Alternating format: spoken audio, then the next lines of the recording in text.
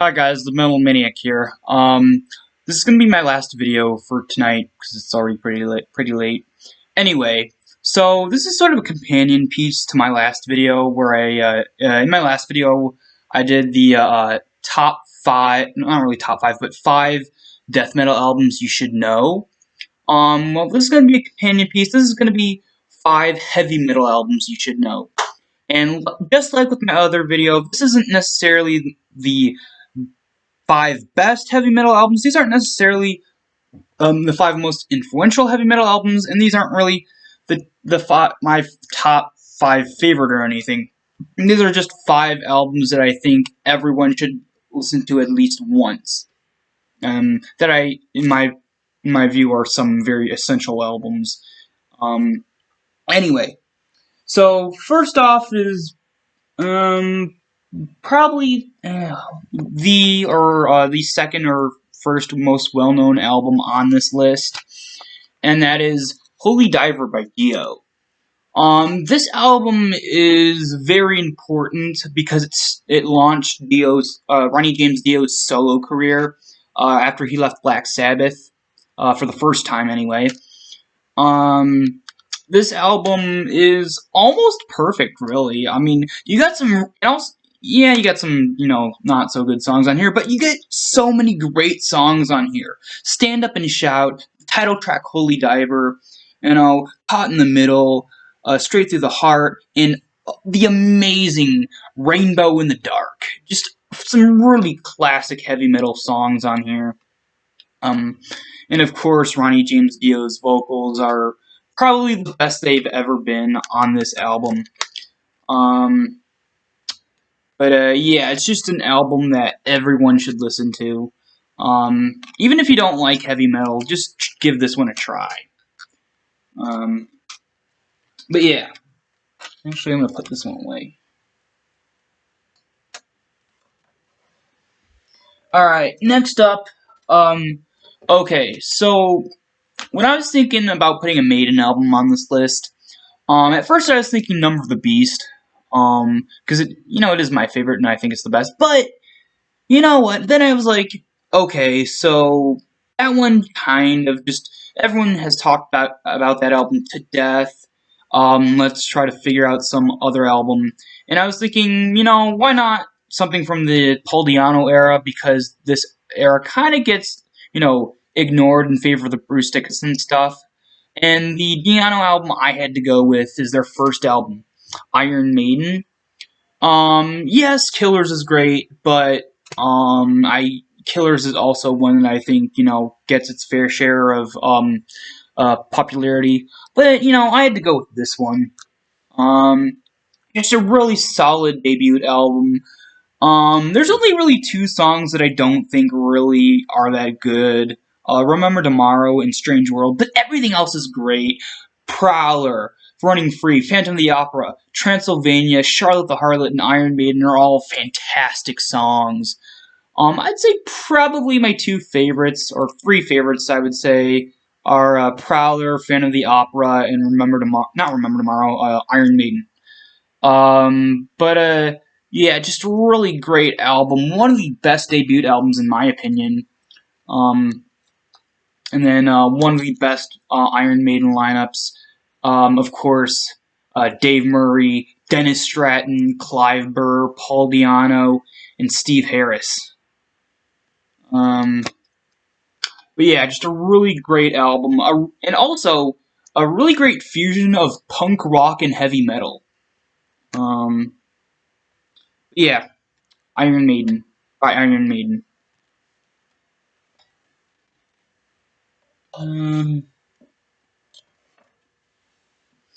Alright, next up is one that that not a lot of people know about, but is definitely something that is a must to listen to.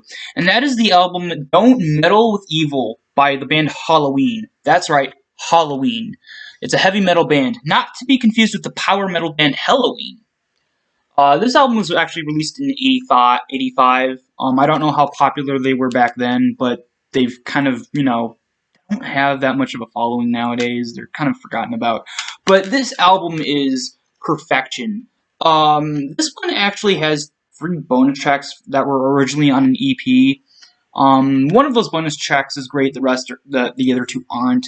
But as for the album itself, the standalone album half of this, you know, the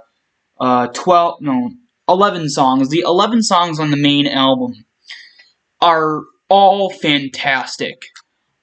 This album gives off the just pure cheesiness and even some creepiness of Halloween.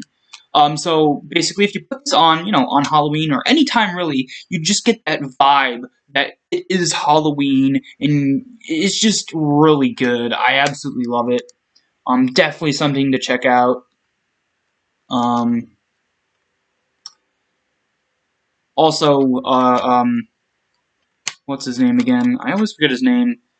Brian Thomas. Brian Thomas is one of the most underrated heavy metal vocalists out there. Halloween still makes music to this day. But yeah. Alright, next up is a band that kind of has had a resurgence in the past few years, kind of. And that is, and this album is Rock You to Hell by Grim Reaper. Yeah, I have managed to pull the vinyl out of my pile of vinyls without knocking anything over. Yes, I could have easily gone with their debut album, See You in Hell, which is I guess is their most popular album.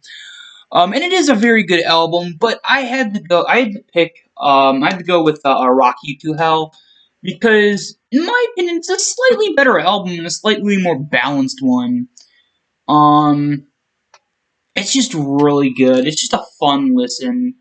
I mean, the songs like the title track, Rock You to Hell, Night of the Vampire, When Heaven Comes Down, Rock Me Till I Die, Wasted Love, I Want More, just some great songs on this album. Pure, full-fledged, just fist-pumping heavy metal.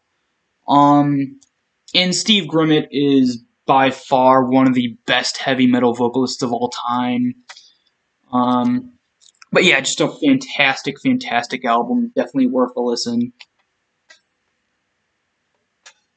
Alright, finally. The last album I'm going to talk about in this video is Jugulator by Judas Priest. A fantastic album from start to finish. Yes, there's 2, you know, somewhat meh songs with, what were they? Brain Dead and Decapitate. But even then, you know, it's not really that bad. Those songs aren't really that bad. They're just, you know, compared to the rest, not, you know, nothing to remember about, but, you know, whatever. This album is fantastic. Definitely Judas Priest's heaviest album. Yes, people kind of scoff at it and turn their heads because it does not feature Rob Halford. Instead, it features Ripper Owens on vocals, which, why do people ignore it because of Ripper Owens, not Rob Halford? Because people are stubborn and only want to listen to stuff that Rob Halford's on in terms of Judas Priest albums, which is not a good mindset. This is a fantastic album, along with the live album 98 Live Meltdown.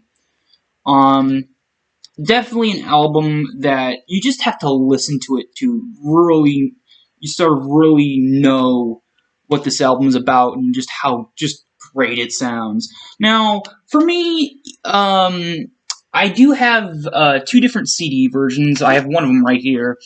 Now that I've listened to both on CD and vinyl, I would probably say that the CD is the CD version has a slightly bit heavier sound, ever so slightly. But I just kind of think that maybe it's just because how the CD is made compared to the vinyl. Slightly more compressed, not compressed at all in terms of how it sounds. But it's just an album that does not deserve the hate it gets. And is in my opinion, you know, one of the best albums of all time. Yeah, so that's it for this video. Hope you guys enjoyed, and I will see you all next time.